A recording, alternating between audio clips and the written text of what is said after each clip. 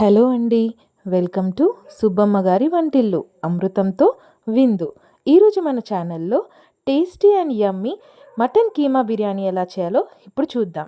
ముందుగా కీమాని నీట్గా వాష్ చేసుకొని కుక్కర్లో వేసుకొని అందులో కొద్దిగా అల్లం వెల్లుల్లి పేస్ట్, పసుపు, ఒక హాఫ్ టీ స్పూన్ సాల్ట్ వేసుకొని ఒక చిన్న గ్లాస్తో వాటర్ వేసుకొని 3 విజిల్స్ వచ్చేంత వరకు బాయిల్ చేసుకోవాలి. అది బాయిల్ అయ్యేలోగా ఆనియన్స్, పచ్చిమిర్చి సన్నగా కట్ చేసుకొని పక్కన పెట్టుకోవాలి. ఇప్పుడు బిర్యానీ బాండి పెట్టుకొని అందులో కొద్దిగా ఆయిల్, కొద్దిగా నెయ్యి వేసుకొని హోల్ గరం మసాలా ఐటమ్స్ వేసుకొని ఫ్రై చేసుకోవాలి. అవి ఫ్రై అయిన తర్వాత ముందుగా మనం కట్ చేసి పెట్టుకున్న ఆనియన్స్, పచ్చిమిర్చి వేసి ఫ్రై చేసుకోవాలి.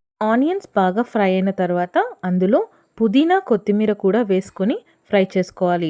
అవి ఫ్రై అయ్యేలోగా నేను ఏ బౌల్తో అయితే రైస్ తీసుకున్నానో అదే బౌల్తో 2 బౌల్స్ ఆఫ్ వాటర్ని తీసుకొని బాయిల్ చేసుకొని పక్కన పెట్టుకుంటున్నాను. అన్నది ముందుగా ఎందుకు బాయిల్ చేసుకుంటున్నానంటే కీమాలో కూల్ వాటర్ అన్నది వేస్తే కీమా అనేది టైట్ అయిపోతుంది కాబట్టి.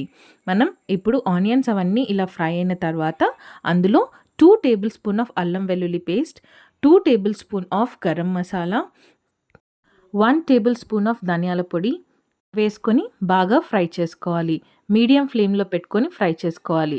మసాలాలన్నీ ఇలా ఫ్రై అయిన తర్వాత ముందుగా మనం బాయిల్ చేసి పెట్టుకున్న కీమా వాటర్తో పాటు అందులో వేసుకొని ఇప్పుడు రైస్కి, కర్రీకి సరిపడా సాల్ట్ వేసుకొని ఫ్రై చేసుకోవాలి. ఇప్పుడు అందులో కర్రీకి, రైస్కి సరిపడా కారం వేసుకొని ఆ వాటర్ మొత్తం ఆవిరైపోయేంత వరకు ఫ్రై చేసుకోవాలి.